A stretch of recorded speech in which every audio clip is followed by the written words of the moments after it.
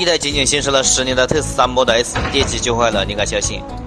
这是一位小港粉丝14年以110万港币买的特斯拉 Model S P85D 4驱版本的车型，经过了10年的时间，已经行驶了12万公里啊。年前这个车子就有故障提示啊，提示后电机禁运。原来这个车的话，双电机最高马力能输出771匹啊，100公里加速的话只需要3.3秒的时间。现在由于这个后电机的禁运啊，只能输出200多匹的一个马力，在高速上面啊，连本田思域都跑不过。没办法，就开车去到4S店检查，4S店的维修报价需要更换后电机总成，费用的话需要9万港币啊，心都凉了。小巧还是找个地方看能不能修一修呗，先透过抖音搜索网搜索特斯拉维修，找到哪去？得知广州有特斯拉的拆车配件，从香港来广州的话也就200来公里，于是啊驱车从香港开车来到广州。现在我们已经把这个后电机拆出来了，看一下到底是什么样的一个故障。这是一台交流异步的电机啊，最高转速的话能达到2万转，单后电机啊就能输出509匹的一个马力，最高时速能达到250公里。这款电机的话优点很多，缺点自然也不少。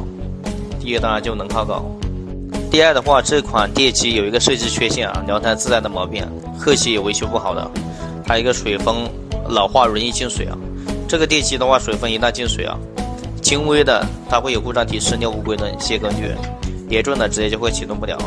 这款水封的话5到10万公里啊，这个就可能会出问题啊，5到10万公里这个水封就会老化会进水。拆解电机的外壳，我们就能看到电机内部是什么东西损坏啊。现在准备拆解 IGBT 下的检查，故障点啊大概率就是在这个 IGBT 上面。现在师傅在对这个 IGBT 进行检查，检查得知啊，这个 IGBT 电机驱动部分存在短路的现象啊。这款电机的驱动单元 IGBT 是打掉密封的，没有办法单独一下进行更换。更换的话只能更换一个驱动单元总成。左手边这个是我们刚买回来的拆车总成啊，现在准备装上去，看一下能不能驱动电机。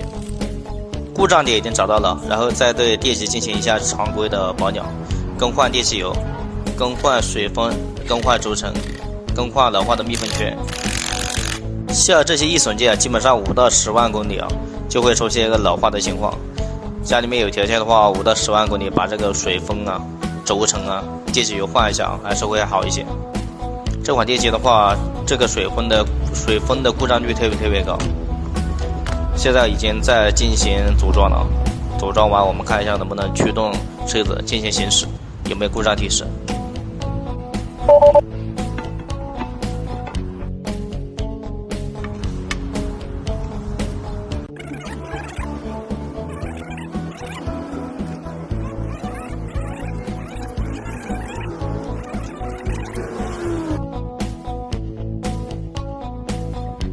机械部分已经全部装好了，我们来看一下有没有故障的提示。暂时没有任何的一个故障提示啊。我们来看一下档位显示正不正常。低档显示有，倒车档也是有的。静态测试都是没有问题的。我们现在准备开上路试一下，看一下车子路试状态下会不会有什么异常的表现。来到一段封闭道路啊，试一下这台10年前的性能怪手。双电机提速啊3.3秒，提速真的太快了。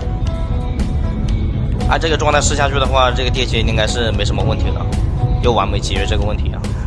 兄弟们，你们觉得我应该收这个客户多少钱合适？